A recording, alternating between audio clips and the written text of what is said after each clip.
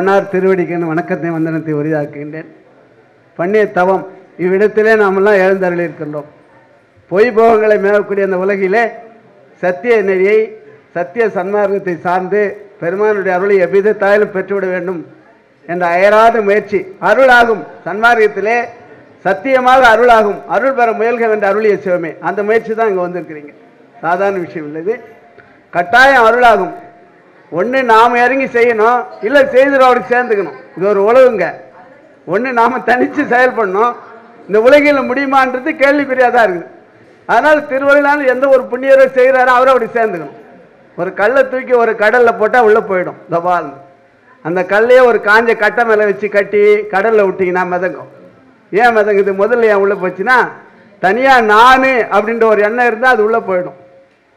அந்த கட்டையை சார்ந்ததினால் அது மிதக்குது. அப்படி அருளாளர்களை சார்ந்தால் எளிமையாக அந்த கரையறிடலாம். பிறவி பெருங்கடல் நீந்தார் இறைவனடி சேராதான் என்று இறைவனுடைய அருளை நாம் எளிமையாக பெற்றுவிடலாம்.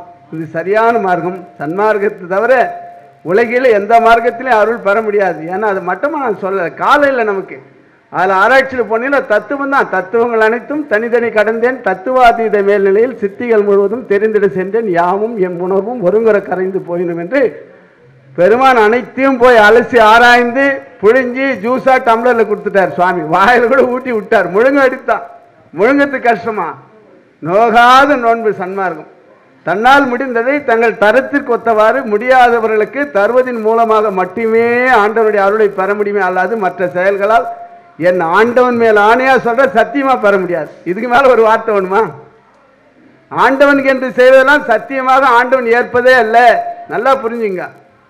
ஏன்னா உலகமே ஆண்டவன்.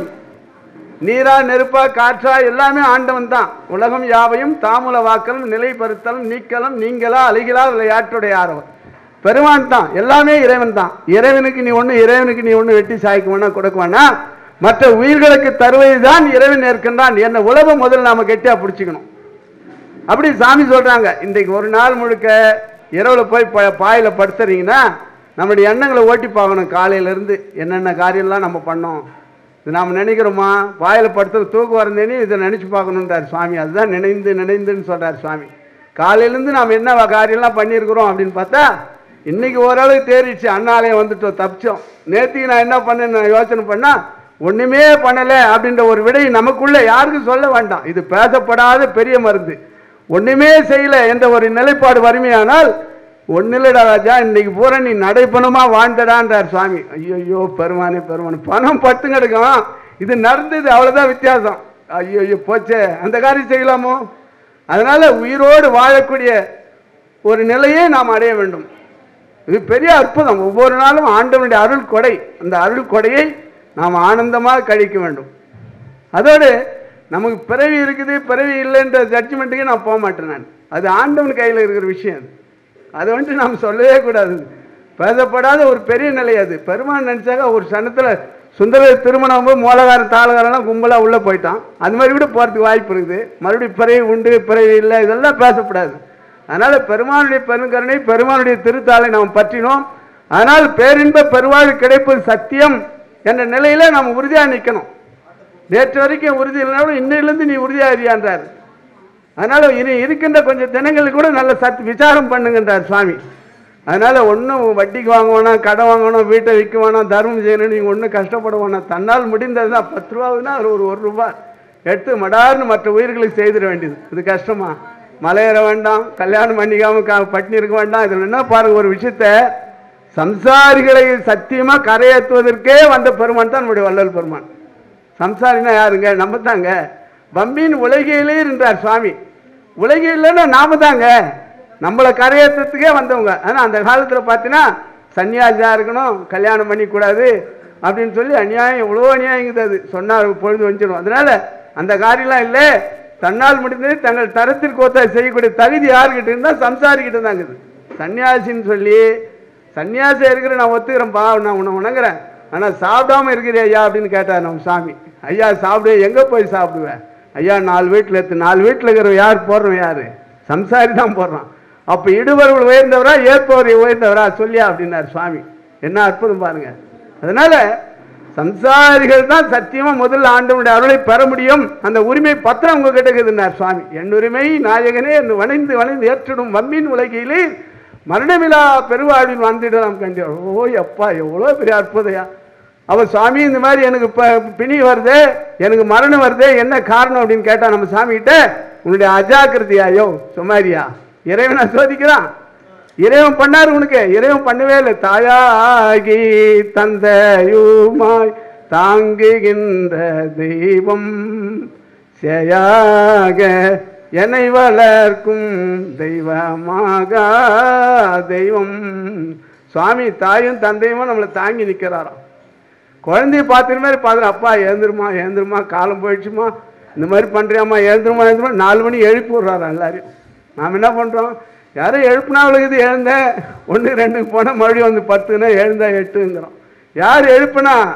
எல்லாரையும் நம்முடைய வள்ளல் பெருமான் எழுப்புறாருங்க. சத்தியம் இது, விளையாட்டை நினச்சிக்காதீங்க. சன்மார்க்க சங்கத்தை சேர்ந்த அருளாளர்களை விடியல எழுப்புற வேலை பார்த்தா சுவாமி, ஐயா என்னையா இந்த மாதிரி பண்ணுற, காலம் இல்லையா காலம் இல்லையான்னு சொல்லி, அதோடு நம்ம மரணத்தை சுற்றின்னு போனால் லேட்டான்னு சொல்லி குறைக்கறிக்கு போகிறோமோ. நம்ம கூத்து அப்படிங்குதான். என்ன குறைக்கறிக்கு போகிறதுனா, பெருநடை, பெருவோட்டம், பெரும்பேச்சு, பெருவுணவு, பெருந்தூக்கம், இவற்றை நம்ம அறியாமல் நம்ம செய்து நிற்கிறோம்.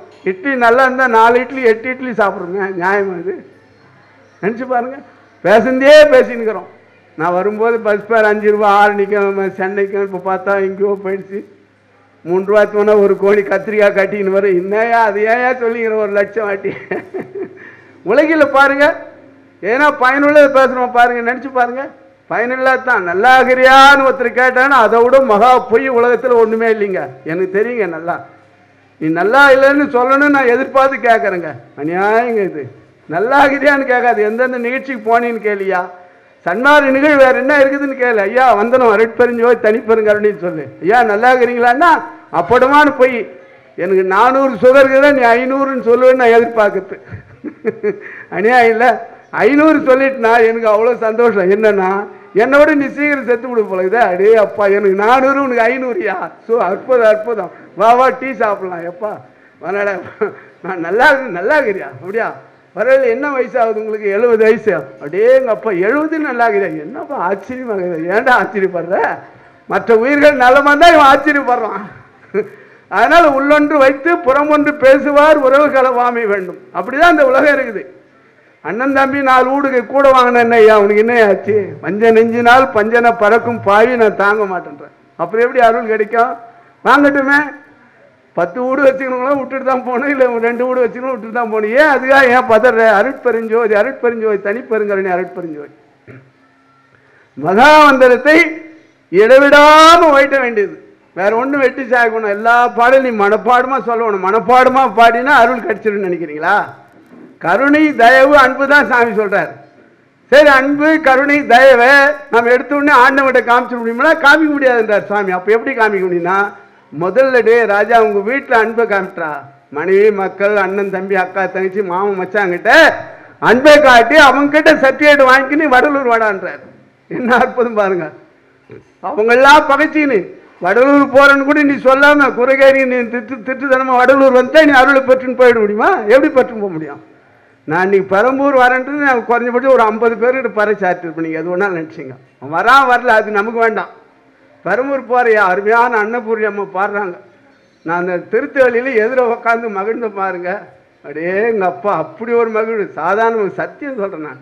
மகிழ்ந்து இன்பம் பேரின்பம் 1 மாதம் வரைக்கும் எனக்கு சார்ஜ் இறங்கவே இல்லை. அவ்வளோ பெரிய ஆனந்தம். அம்மா பாடுவாங்க பாருங்க, உணர்ந்து நெகிழ்ந்து அதில் அப்படி ஒரு ஈடுபாடு அம்மாவுக்கு. அப்படி நான் கேட்டேன் நான். அதனால் எங்கள் மனைவிக்கு ஒரு 10 நாளைக்கு முன்னே சொல்லிட்டேன் நான், அம்மா போகணும் ஒரு நிகழ்ச்சி சொல்லி சொல்லி சொல்லி பல இடத்துல. ஆனால் மற்ற நிகழ்வுக்கு நம்ம தவறாமல் சொல்கிறோம். நல்ல நிகழ்வு இருந்தால் வாயை பற்றின்னு கம்முனுக்கிறோம். நியாயமா அது? சொல்லுங்க. வாயார வாழ்த்துகின்றோர் மனத்தமந்த தெய்வம். வாழ்த்த வாய் இறைவன் கொடுத்துக்கிறா. நம்ம சொல்கிறோமா? அவங்க எங்கே வரப்போனால் நாமளே முடிவு எடுக்கிறோமே. அதனால் அருள் கூர்ந்து அக்கம் பக்கம் எல்லாம் சொல்லிக்கிட்டே இருங்க. ஒரு நாளைக்கு கட்டாயம் சத்தியம் வருவாங்க. என்ன அந்த அம்மா இத்தனை முறை சொன்னாங்க, போய் தான் பார்ப்போம்னு போய் வந்தவருக்கு பார்த்தா அடா இந்த மாதிரி அற்புதம் இவ்வளோ நாளாக விட்டுமுடா. நான் தான் சொன்னேன்னம்மா, எவ்வளோ சொன்னேன் நீ எடுத்துக்கலையே, நான் என்ன பண்ணுறது? அதனால் எல்லோரும் சொல்லுங்கள். எல்லா உயிர்கள் மேலே உங்களுக்கு உண்மையிலே அன்பு கருணை தயவு இருந்தால் கட்டாயம் அவங்க காலில் விழுந்து சொல்லுங்கள். இன்னைக்கு வாமா ஒரு 500 ரூபாய் உங்களுக்கு கொடுக்குறோமான்னு கூட சொல்லுங்க, தப்பே இல்லை. ஒரு 500 ரூபாய் அவங்களுக்கு கொடுக்கறதுனால தவறு இல்லை. ஒரு நாளைக்கு ஊதி பற்ற வச்சிருங்க, எப்படி சுடர் விட்டு எரியுதுன்னு பாருங்க. ஆமா, ஊதந்தேனே பிடிச்சி அடிச்சு பற்ற வச்சுட்டு வச்சுக்க. அட எங்க அப்பா பற்ற வச்சு நீ சுடர் விட்டு எரியறேன் நான். எங்க அப்பா சன்மாரிக்கு 4 தலைமுறையா செய்வோம்.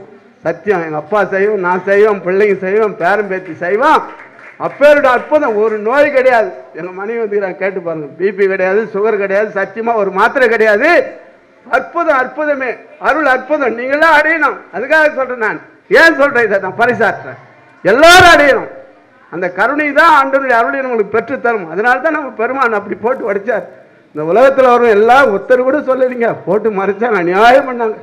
பெருமான் வந்து தான் எல்லா விஷயத்தையும் போட்டு 6 திருமுறைகளாக 6000 பாடலுக்கு மேலே டைப் வச்சு கையில் குத்துற. காப்பி அடிடா, நீ ஒன்றும் கைட்ட வேணாண்டா, வேற எதுவும் நீ பண்ண வேணாம், காப்பி அடியா. பார்த்து காப்பி அடிக்க வேண்டியதுதான், பார்த்து எழுது தப்பா மனப்பாடம் பண்ண வேணாம். சன்மார்க்கம் செய்வது, சன்மார்க்கம் நடப்பது, சன்மார்க்கம் வாழ்வது. நம்ம இல்லத்தை முதல்ல சன்மார்க்கி ஆக்குங்க, அப்புறம் அக்கா தங்கச்சி எப்படின்னா ஆக்குங்க, அந்த தெருவை ஆக்குங்க, அந்த பகுதியை ஆக்குங்க, அந்த உலகத்தை ஆக்குவோம் என்று கூறி அருமையான நிகழ்வு இது. அற்புதமான நிகழ்வு. தன்னுடைய வாழ்க்கையே அர்ப்பணம் பண்ணிருக்கு. அந்த அர்ப்பணம் பண்ண ஆத்மாவுக்கு இவ்வளோ கொடுத்தாதான் ஒன்று நான் என்ன கேட்டாங்க. முடிஞ்சதை முடியலோட தப்பு இல்லை, உங்களுக்காக பிரார்த்தனை பண்ணிது, அதை நினச்சிக்க வேண்டியது. இந்த சபையை நீங்கள் உள்ளத்தில் மனசில் பதிய வச்சுங்க. இந்த சபை இங்கே நிகழ்ச்சி நடக்கிற மாதிரி இங்கே பேசுகிற மாதிரி இரவில் இதாங்க தியானம். நைட்டில் கண்ணை முடின்னு அந்த சபையில் இந்த அன்பரெல்லாம் உட்காந்துக்கிற மாதிரி இவங்க பேசுகிற மாதிரி, இதை கேட்குற மாதிரி, வடலூர் போகிற மாதிரி, மறுபடியும் வர்ற மாதிரி, இதுதான் தியானம். ஒன்றும் பெரிய விஷயம் இல்லை. அதே அதுமயமாக ஆயிடுவீங்க. நீங்கள் ரொம்ப எளிமை. சன்மார்க்கம் ரொம்ப எளிமை, அற்புதமான எளிமை. நீங்கள் அடைந்து விட்டீர்கள் கூட நான் சொல்லுவேன். அடையலாம் அங்கே வர முடியாது. அருள்வரின் எல்லாம் ஆகும், இது உண்மை என்று கூறி உங்கள் பொன்னார் திருவடிக்கு என் வணக்கத்தை வந்தனத்தை கூறி, நீங்கள் எல்லா அற்புதத்தையும் நீ கேளாமையே பெருமான் நீகேன் மறைக்கணும் நிர்ணயம் விட்டு போகும் என பொருந்திய பொண்ணே நீ கேட்க வேண்டியதில் பெருமான் உடனிருந்து உங்களை ஆட்சி செய்வார் என்று கூறி என்னுடைய வந்தனத்தை தெரிவிச்சுக்கிறேன்.